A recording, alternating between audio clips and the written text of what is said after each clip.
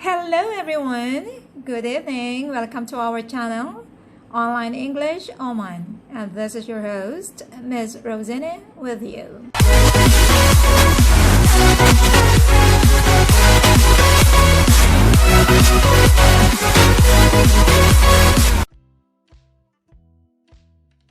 So tonight we're going to talk about some tips how to speak English confidently.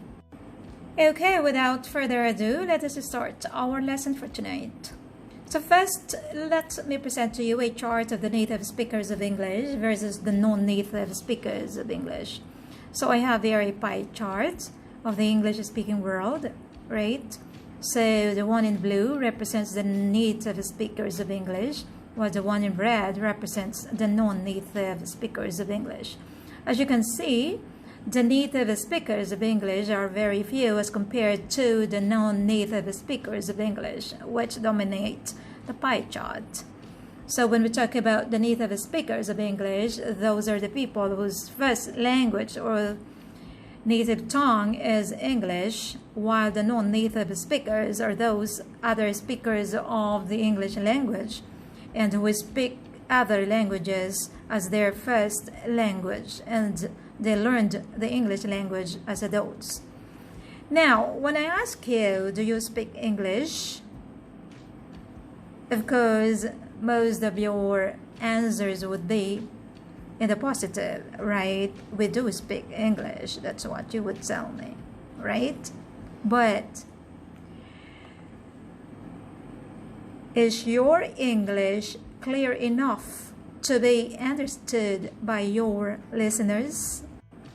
Ask yourselves, right? Is your English clear enough to be understood by your listeners? Now, why is it important that our listeners understand us when we speak? Well, it is very important because in the process of communication, so we have here the communication process, there are two parties involved in the communication process, right? So first we have here the speaker, and then here we have the listeners, right? Now it is important for the communication to take place in a way that the listeners understand the speaker. Now, if the language is not clear, then there is no communication. Why? Because there is no message that is conveyed from the speaker to the listeners. In that case, there would be called a communication barrier or a communication breakdown. So it is important that the speaker speaks clearly and intelligibly for him to be understood by his listeners. Let's talk about some factors which cause communication breakdown or communication barriers. So first we've got personal factors. Now this is a problem because some non-native speakers have got some personal problems in speaking English, or some personal issues, like some of them are too shy or they feel embarrassed in speaking, so they don't participate in class discussion or they don't speak in public, right? The next factors are physical factors, because some speakers have got some speech defects, so that also cause their embarrassment in speaking in public. Now, the last factors include the social factors, which talk about the cultural background. Now, this is particularly true among the Arab speakers because the Arabs have got a very unique cultural background. For them, the women are very much reserved and they don't usually participate in public discussions or in public speaking. So it is a big challenge for the English teachers to make them participate in the classroom discussions. Okay, and then the last factors include the language factors, which cause communication barriers or communication breakdown. Now, our lesson for tonight will focus on the language barriers, which we will discuss in the next slides. So what are the factors that contribute to the problems of the non-native speakers in speaking or in writing English? So here, first, we have confusion between the L1 and the L2 in terms of the segmentals and the suprasegmentals. Now, these two are technical terms, and we're going to discuss in brief in the next slide, but we cannot discuss them in depth in this lesson because this will take a year or more in order to be really understood by our students or by our listeners. But we will try to discuss them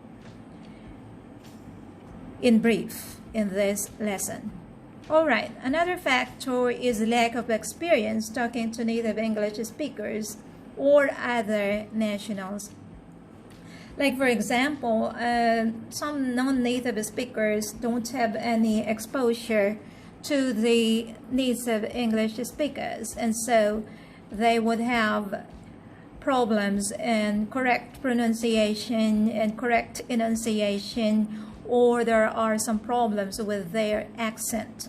Some non-native speakers have very thick accent when they speak the English language, and so it makes them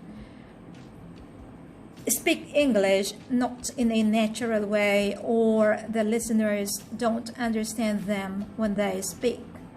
All right, then the next problem is the lack of proper training or the background knowledge in English, right? Because some of them didn't study English in their elementary school or in their high school. This is common among some Arab students who didn't study English in their elementary or in the high school level. So their first exposure to the English language is during their studies in the college. And that makes it really difficult for them, and also for the teachers. It really is a big challenge. All right, the next factor is the lack of confidence in speaking or writing the English language. So this explains the personal problems, some personal problems which create barriers or hindrance in speaking or writing the English language, because some speakers or some writers of the English language are very shy, or they lack confidence in speaking and writing the English language. This is a problem because they want to be able to communicate properly, or they want to be able to participate in the activities inside the classroom. And that is also a challenge for the teachers to make them participate. All right, so let's deal with the first problem, the segmentals versus the suprasegmentals. Now, when we talk about the segmentals, we're talking about the phonemes, the sounds of the English language or the sounds of the other languages.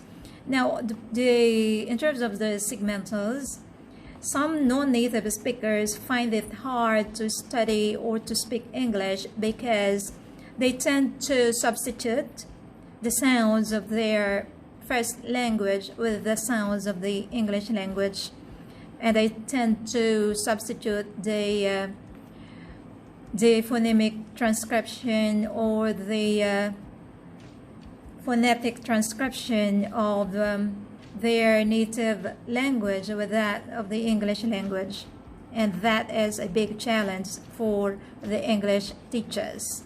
So I have here the English phonemes, or the chart of the English phonology, and this is the chart of the Arabic phonemes or the Arabic phonology, and this is the chart of the Tagalog phonemes or the Tagalog phonology. Tagalog, by the way, is the first language of the Filipinos, right? And then now here on the other side we have the suprasegmentals. Now, when we talk about the suprasegmentals, these are the other features of the language, like the syllables, the tone when we speak, the stress, and the intonation. Now, this is a big problem for some non-native speakers, especially those who have no contact with the native speakers of English, because they don't know how the native speakers speak in English, and it's very difficult for them to understand them when they speak because of their accent and because of the speed when they speak, right? Because the native speakers of English speak English very fast, and so it's a problem for the non-native speakers of English, especially those who have not had come into contact with the native speakers. So it's very difficult for them to understand the tone of their voice and the accents and the correct intonation, the pronunciation and the stress, correct stress, syllable stress, word stress, and sentence stress. These are all very difficult for the non-native speakers of English. All right, next, now how do we help the non-native speakers of English speak English more confidently? How to speak English more confidently. So as you can see here, the boys are thinking how to speak more confidently, right? So when they speak on the phone, especially, it's a very big problem for them, because when you cannot see the speaker or your listener, then it's difficult to understand the English language, especially for the non-native speakers who have not come into contact with the native speakers of English. So let us give some tips, and then let's try to help the non-native speakers of English improve their English speaking skills. Okay, so first, we have to study the English phonology and then produce the sounds correctly. Now, that is the only way of speaking the English language correctly. So first, here we have here the vowel sounds, the chart of the vowel sounds. So we have here the vowel sounds, or the phonology of the English language, right? So when we talk about the phonology of the English language, we're talking about the vowel sounds and the consonant sounds here. So for the non-native speakers of English, they have to really practice producing the sounds of English. Now, this is a big problem or a big challenge for those non-native speakers of English who don't want to pronounce the English correctly, or who have some problems in producing the sounds, especially the Arab speakers, because when they start studying English in the college, then in their culture, they don't really produce the sounds with the correct position of the lips, or the correct rounding, or the unrounding, or the correct production of the sounds in terms of voiceless, voiced, the lower sounds, or the glottal sounds, or the nasal sounds. It's very hard. It's a big problem or a big challenge to make them produce the correct sounds in terms of the shape of the lips, or the position of the tongue, or the position of the teeth when they produce the sounds. So therefore, it is a big challenge for the English teachers, right? And they tend to substitute some sounds from their native language to that of the English sounds, like the voiceless bilabial stop, p, and the voiced bilabial stop, b. It is a big challenge for them to produce those sounds correctly, because they don't have the p sound in the Arab language. And then also the voiceless labiodental fricative f, and the voiced labiodental fricative v. They don't have these sounds in the Arab language. or in the Arabic language. So it is a big challenge to make them produce these sentences. Okay, so the next tip here is to expose yourself to authentic materials in English, right? So there are different media which can improve your English skills, like English speaking skills, or listening skills, or writing skills. All right, so first we have the news in English. You should watch the news in English, okay, and read the newspapers in English. And you can also search for different websites which can improve your English skills. And also you can communicate to the other speakers of English, or to the native speakers of English in terms of social media and different websites online. There's a lot of ways for you to improve your English speaking skills, or writing skills, or listening skills. You should just expose yourself to the authentic materials in English. And then the third tip is to think in English, speak in English, and then write in English. Now this is going to be the best way for you to improve your English skills. Why?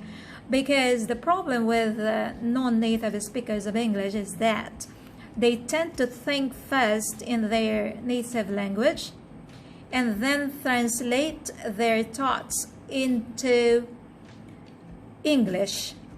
So that makes the process of speaking and writing very slow, right? This is really the problem of the non-native speakers, because first they think in their native language, like Tagalog first, or they think first in Arabic, right? And then they translate their thoughts in Arabic into English, or from Arabic into English, and then they start speaking, or they start writing after translating their thoughts into English, which makes the English writing or English speaking very slow.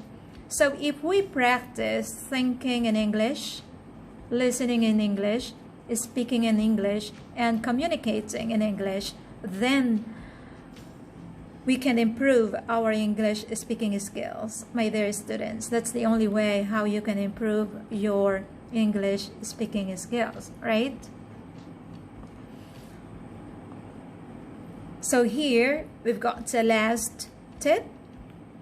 We have practice, practice, practice, and then revise it all.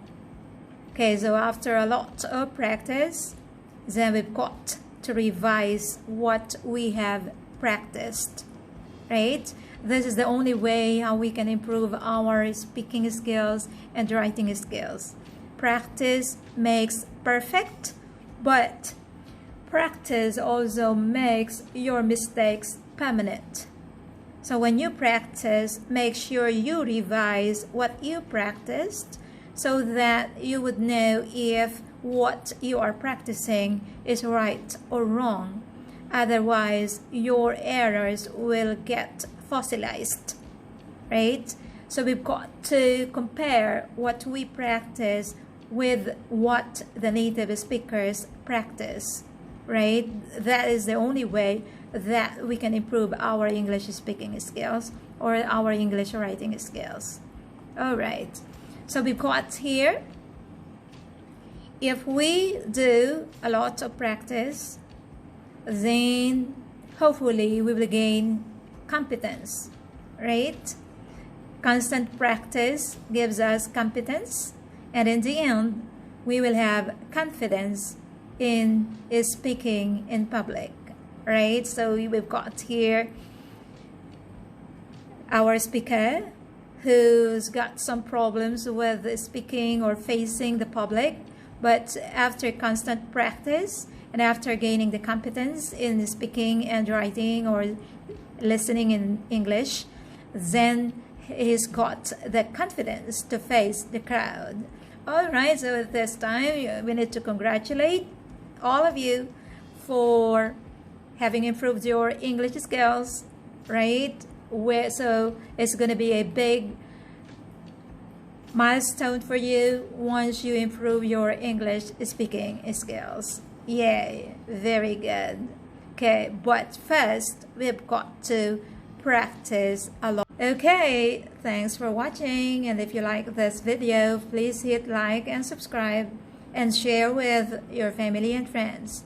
See you next time in our next episode of Online English Oman, and this is your host, Miss Rosanna.